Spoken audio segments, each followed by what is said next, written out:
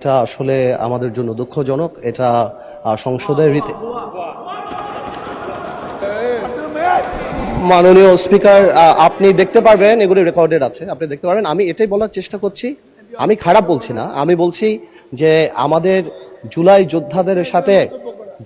জুলাইদের সাথে ডিল করার জন্য আরো অনেক ধৈর্যের পরিচয় দিতে হবে। আমরা আর কিছুই বলি নাই, আমি আপনাকে খারাপ কিছু বলছি। আমি বলছি যে ওনারা যেহেতু আহত, ওনারা নিহত, they paid the price, we are here, এই কারণে আমাদের সহ্য ক্ষমতা আরো বাড়াতে হবে। আমি এই ব্যাপারে এইটাই বলছি, এর চেয়ে বেশি কিছু বলে নাই। যাক, অনেকগুলি ব্যাপার আসছে। মাননীয় সংসদ সদস্য আক্তার সাহেব আমার নাম নিয়ে বলেছেন, শুধু আমি একটু আনসার করি। কোয়াজাই কনস্টিটিউশনাল ব্যাপারে একটা কথা আসছে, যে আমি বলেছিলাম কোয়াজাই কনস্টিটিউশনাল ব্যাপারটা ছিল। আসলে কোয়াজাই কনস্টিটিউশনাল ব্যাপারটা তো ছিল, এখন নেই। ওটা ছিল বলেই তো কনস্টিটিউশনের কিছু কিছু পার্ট আমরা সে সময় নিয়েছিলাম, মাননীয় স্পিকার। কারণ এই সংবিধান তো বলে নাই যে কোনো দেশ থেকে প্রধানমন্ত্রী ভেঙে গেলে কি করা যাবে।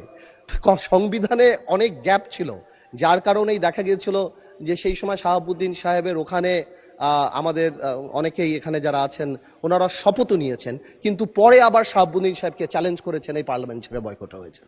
তো এই ব্যাপারগুলি তো ছিল। আমরা তো সেই সময় এই জিনিসটাকে ম্যানেজ করার জন্য একটা সিচুয়েশন ক্রিয়েট করতে চেয়েছিলাম। আরেকটা কথা আসে,